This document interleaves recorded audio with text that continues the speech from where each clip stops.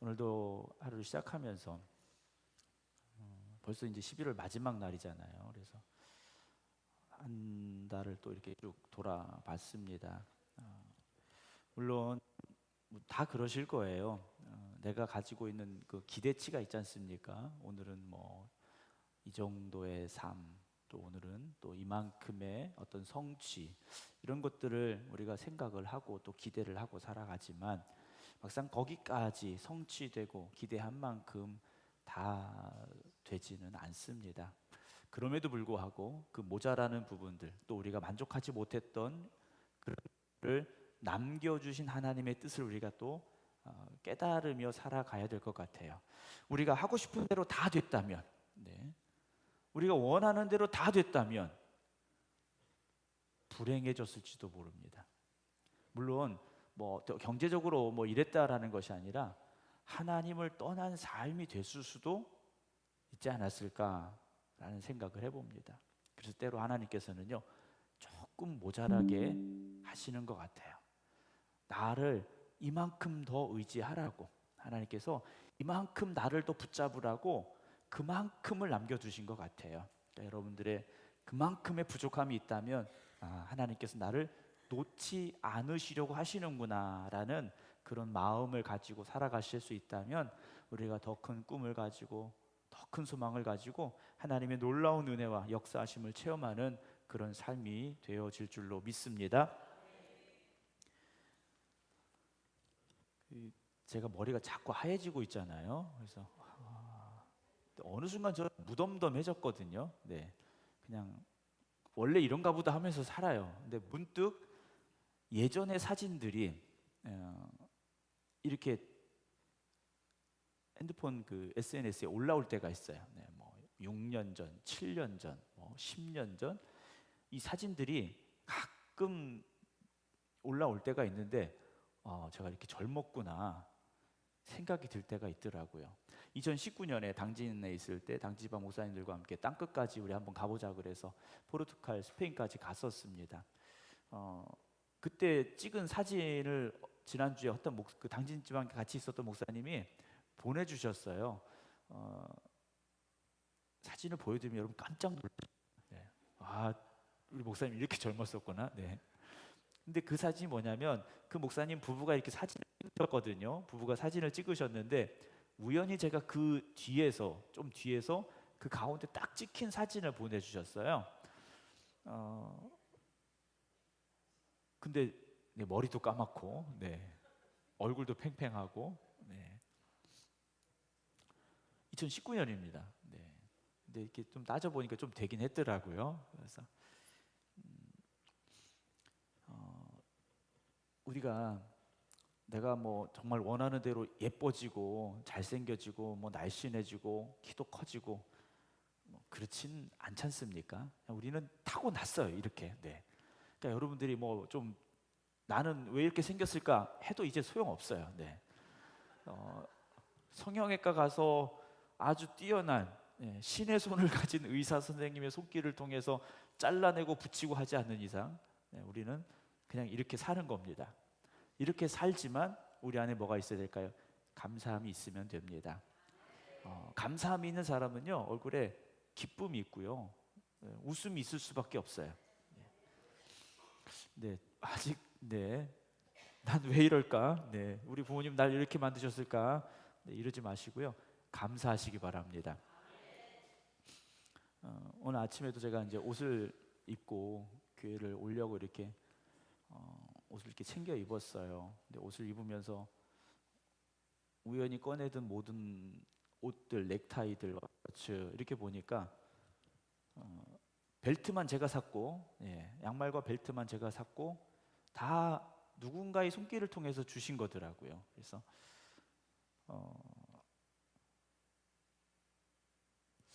마음의 그 감사함이 제 안에 좀 충만해졌다고 할까요? 그래서 너무 하나님의 은혜로 제가 살고 있구나라는 생각을 했어요. 물론 목사에게 주신 하나님의 축복이고 특권이라고 생각을 합니다.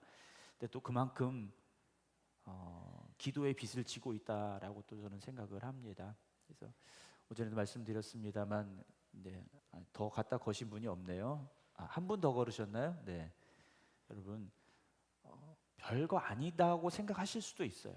뭐 거기다 적어서 냈다고 그래서 뭐가 달라져? 왜냐하면 지금 작년, 재작년 계속 기도의 제목을 쓰시잖아요. 제가 쭉 보면 기도의 제목을 쓰셨는데 아직도 응답받지 못한 분들도 계셔요.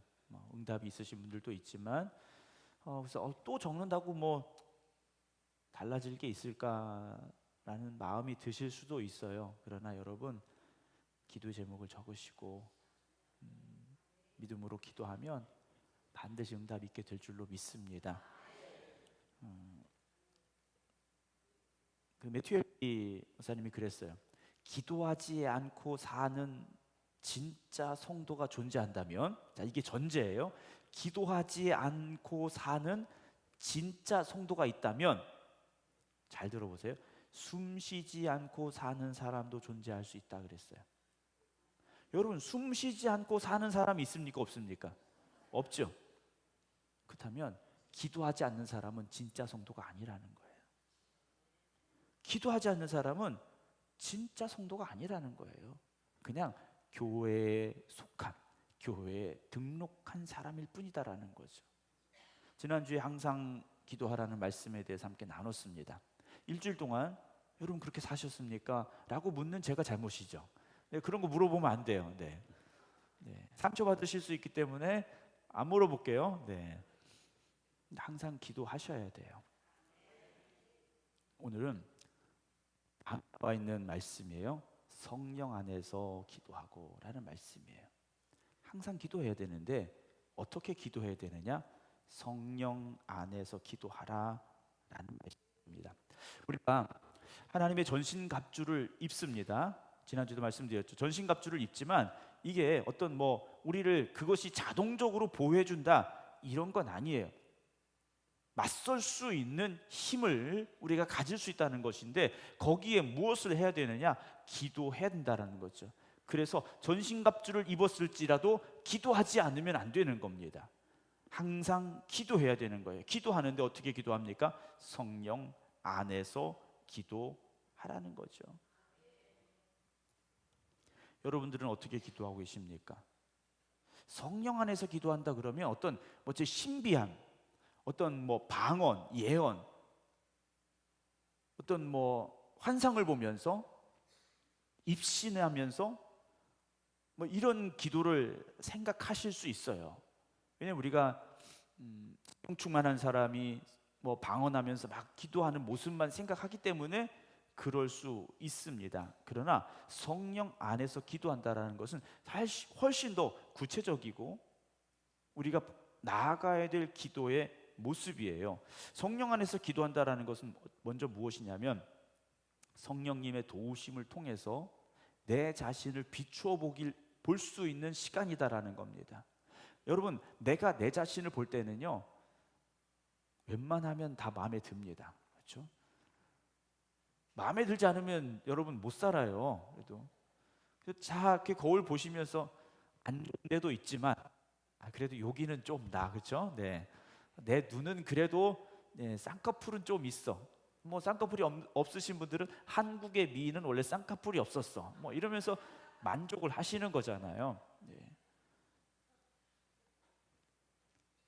우리는 우리 자신을 잘 몰라요. 근데 성령님이 우리 안에 오시면 우리를 비춰 주십니다. 그때 우리가 깨닫기 시작하는 거예요. 내가 얼마나 약한, 악하고 추하고 더러운 죄인이었는지를 깨닫게 하셔요. 그리고 나의 힘없고 부족하고 연약한 부분들을 깨닫게 하셔요. 성령님 없이는 우리가 주님 만나기 전에는 기고만장하며 살아가는 겁니다. 천상천하 유아독존이에요. 내가 제일 잘난 줄 알아요. 그런데 하나님 만나면 성령이 우리 안에 역사하시면 나만큼 연약한 사람이 없는 거예요. 우리가 기도하면서 우리의 많은 부분들이 깨어져야 됩니다. 우리의 무뎌졌던 부분들이 다시 각성해야 되고요. 차가워졌던 우리의 심령들이 다시 뜨거워져야 된다라는 것이죠. 성령님은요, 그래서 로마서에 보게 되면 우리의 연약함을 도와주신다 그랬어요. 한번 찾아보겠습니다. 로마서 8장 26절입니다. 신약성경 250쪽입니다. 신약 250쪽 로마서 8장 26절 27절입니다.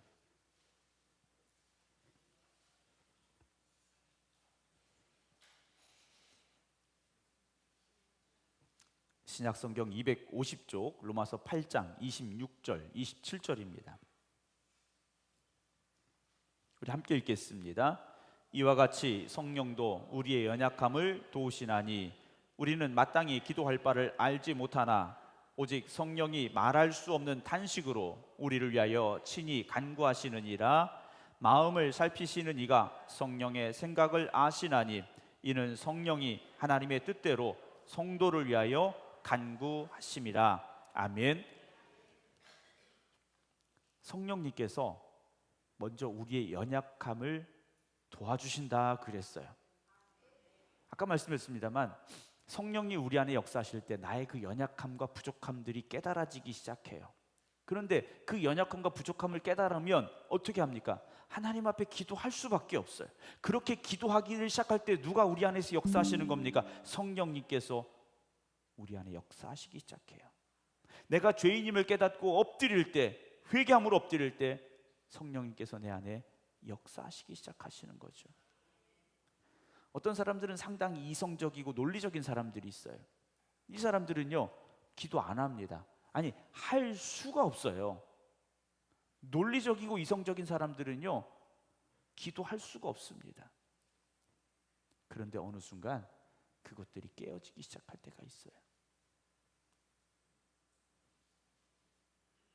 사랑하는 성도 여러분, 우리는 연약합니다.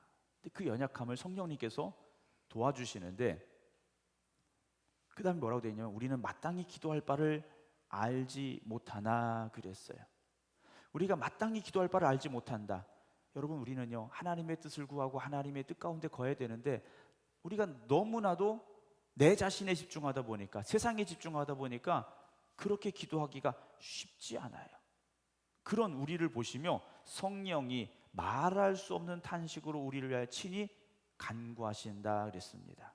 말할 수 없는 탄식이라고 되어 있는데 말로 표현될 수 없다라는 것이 아니라 진짜 말이 없다라는 뜻으로 이 말씀이 기록이 되어져 있어요. 근데 성령님께서 정확히 표현하면 말 없이 탄식하고 계시다라는 것인데 우리가 무엇을 기도해야 될지도 모르고 기도할 마음조차도 없을 때 누가 가슴 아파하십니까? 성령님께서 가슴 아파하시는 거예요. 여러분, 우리가 기도하지 않으면 성령님께서 가슴 아파하시며 탄식하신다라는 겁니다. 그 가슴 아파하며 탄식하는 것을 누가 들으십니까? 하나님이 듣고 계시다는 거예요. 여러분, 우리의 기도가 어떤 기도입니까? 오늘 우리가 내 안에서 나를 위하여 탄식하고 계시는 성령님의 음성을 들을 수 있다면, 그리고 그 들려짐이 시작된다면 여러분, 우리는요 성령님의 기도하심을 따라가게 돼 있어요. 우리가 기도해도요 인간의 기도가 있고 성령이 이끄시는 기도가 있습니다. 여러분, 우리가 누군가 이렇게 기도를 저 사람 기도 잘한다 라고 말할 수 있는 기도들이 분명히 있어요. 그 기도들이 뭡니까? 대부분 어떤 좋은 단어들을 사용한다든지 어떤 성경의 어떤 말씀들을 잘 인용하면서 말이 끊이지 아니하고 정말 우리가 흔히 말하는 청산유수처럼 그렇게 기도할 때 우리는 참 기도 잘한다 라고 말할 수 있어요.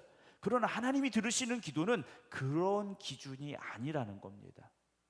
우리가 표현하는 멋지게 기도해야 기도를 잘하는 것이 아니라 정말 우리가 한마디 정말 말로 표현할 수 없는 그런 탄식 가운데, 그런 아픔 가운데 엎드릴 때에도 그 우리의 마음속에서 울려 퍼지고 있는 그 기도의 소리를 하나님은 들으신다라는 거죠. 그러니까 여러분, 기도에 대한 부담감을 떨쳐버리시라고 제가 말씀을 드리는 거예요. 물론 어떤 뭐 이렇게 공적인 예배에서 누군가를 대표해서 회중을 대표해서 기도할 때는 우리가 좀 그래도 형식에 맞게 기도를 해야죠. 그래서 써서 대부분 이렇게 써서 정리하셔서 기도하시는 게 참 좋아요. 왜냐하면 방향이 다른 데로 가지 않기 때문에. 그래서 써서 하는 원고가 있는 기도도 여러분 참 좋은 기도입니다. 그리고 시간을 이렇게 정할 수가 있어요. 이게 5분, 3분. 근데 이게 없다 보면 어느 순간 기도하다 보면 뭐 내 안에 성령이 역사하신다고 그래서 막 이끌려 가는데 가다 보면 딴 길로 갈 수가 있거든요. 여러분 회중기도 대표 기도하실 때는 써서 하시는 것을 또 제가 추천을 드립니다. 그렇다고 뭐 다 써서 하시라는 건 아니에요. 말씀이 좀 벗어났는데 여러분 우리가 기도를 시작해야 됩니다. 기도를 잘한다 못한다가 아니라 시작해야 됩니다. 기도를 시작할 때 우리 안에 거하시는 성령님께서 함께 기도하시기 시작하시는 거예요. 내가 기도하려고 할 때 성령님께서 우리를 향하여 단식하며 함께 기도해 주고 계시다라는 사실. 여러분 우리가 혼자 기도할 때 하고요 여럿이 기도할 때하고 다르지 않습니까? 여럿이 하는 기도는요 더 힘이 있어요. 그러니까 여러분 내 안에 성령님께서 함께 기도하고 계신다라는 게 얼마나 큰 힘입니까? 여러분 그 성령님의 기도를 의지하시고 성령님께 나를 위하여 또한 기도하고 계심을 믿으시고 여러분 다시 기도의 자리에 서시기를 주님의 이름으로 축원합니다. 또한 성령님께서 함께 기도하신다는 것은요 그 기도와 우리가 기도할 때 우리의 기도를 들으시고 받으시는 하나님과의 그 친밀함 속으로 들어가게 돼 있습니다. 갈라디아서 4장 6절 보겠습니다. 신약성경 갈라디아서 4장 6절 몇 페이지인지 말씀을 드려야 되죠. 306쪽입니다. 신약성경 306쪽.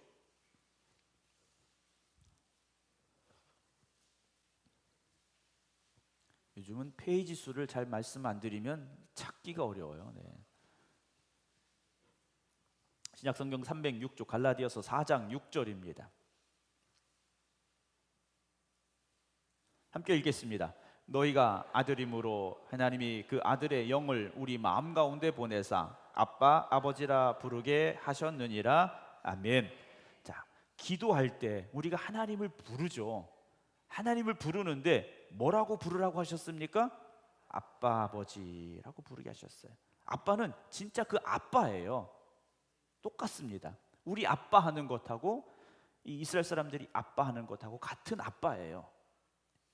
여러분 예전에는 이스라엘 사람들은요 하나님을 아빠라고 부르지 않았습니다. 아버지라고 부를 수 없었어요. 창조주 하나님이시기 때문에 아빠라고 부를 수가 없어요. 그래서 다른 여러 가지 그 하나님을 지칭하는 이름들을 통하여 하나님을 부를 수밖에 없었어요. 그리고 원래 하나님을 뭐라고 어떻게 불렀느냐 정확하지 않습니다. 그걸 우리는 거룩한 이름이기 때문에 이들이요 사실 쓸 수도 없고 부를 수도 없었어요. 그래서 그 음으로만 남아있는 게 아도나이라는 이름이 남아있는 건데 그 야훼라는 그 약자로만 남아있는 거예요. 그런데 예수님께서는요 우리에게 찾아오셨고 하나님을요 아버지라 부르게 하셨어요. 여러분 우리가 태어나서 제일 먼저 배우는 단어가 있지 않습니까? 돈이 아니에요. 네. 엄마, 아빠예요.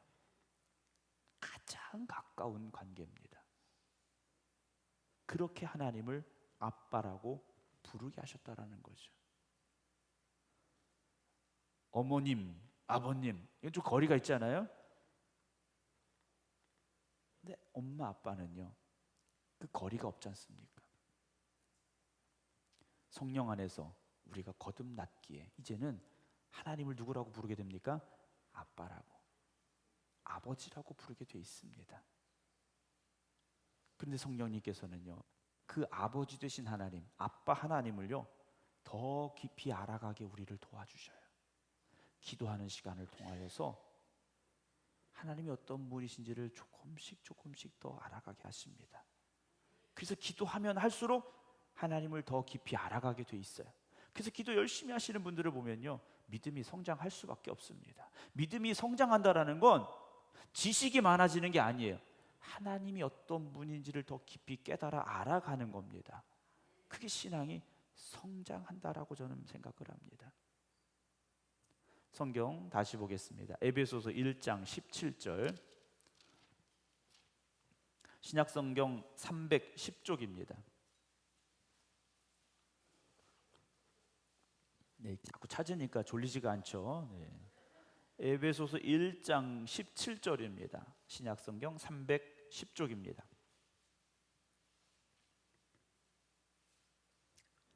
에베소서 1장 17절 함께 읽겠습니다. 우리 주 예수 그리스도의 하나님 영광의 아버지께서 지혜와 계시의 영을 너희에게 주사 하나님을 알게 하시고 그랬어요. 우리 주 예수 그리스도의 하나님 영광의 아버지께서 무엇을 주신다고요? 지혜와 계시의 영을 너희에게 주사 그랬어요. 지혜와 계시의 영이 누구실까? 간단하게 말씀드리면 성령님이시죠. 성령님을 우리에게 주신다 그랬어요. 그래서 그걸 주셔서 뭐 하라고요? 하나님을 알게 하시고 그랬어요. 하나님을 알게 하시고. 기도를 우리가 깊이 하다 보면 처음에는 하나님 나 이게 안 되고, 하나님 난 이게 없고, 하나님 이게 지금 당장 급하고 이게 문제예요 라는 기도로 시작을 할 수밖에 없어요. 그리고 그렇게 우리가 기도를 시작합니다. 그런데 그렇게 기도하다 보면 어떻게 되는가? 하나님 내가 하나님을 더 알기를 원합니다 라는 기도가 나오게 돼 있어요. 하나님이 누구이신지를 알고 고백하게 되면 아버지 되신 하나님께서 우리의 삶의 필요를 아시고 채워주심이 고백되게 되고 그 체험들이 우리 안에 쌓여지기 때문이다라는 거죠. 예수도 알기 원하네. 여러분 그 간절한 고백이 있기를 주님의 이름으로 축원합니다. 제가 언젠가 그 찬송가를 부르면서요 너무 눈물이 나서 더 부를 수가 없을 때가 있었어요. 우리는 예수님을 더 알고 싶어 해야 되고 하나님이 누구인지를 더 알아가기를 힘써야 되는데 하나님 나는 빵이 없어요, 하나님 난 돈이 없어요, 하나님 난 차가 없어요, 하나님 난 집이 없어요, 여기에 집중할 때가 있다라는 거죠. 그러면 하나님은 안 보이는 거예요. 사랑하는 성도 여러분, 우리에게 지혜와 계시의 영을 주셔서 하나님을 알게 하시고 그 다음에 뭐라고 되어 있습니까? 너희 마음의 눈을 밝히사 그랬어요. 그의 부르심의 소망이 무엇이며 성도 안에서 그 기업의 영광과 풍성이 무엇이며 그 힘의 위력으로 역사심을 따라 믿는 우리에게 베푸신 능력의 지극히 크심이 어떠한 것을 너희로 알게 하시기를 구하노라. 하나님의 능력을 깨달아 알게 된다라는 겁니다. 사랑하는 성도 여러분, 우리 마음의 눈을 밝혀주시기를 기도하시기 바랍니다. 우리가 뭔가를 보려면 일단 우리 눈이 있어야 됩니다. 그렇죠? 눈이 열려야 돼요. 그리고 또 뭐가 있어야 됩니까? 빛이 있어야 되죠. 우리가 깜깜한 곳에 가면 눈을 아무리 크게 떠도 안 보여요. 그러나 빛이 있으면 보여지지 않습니까?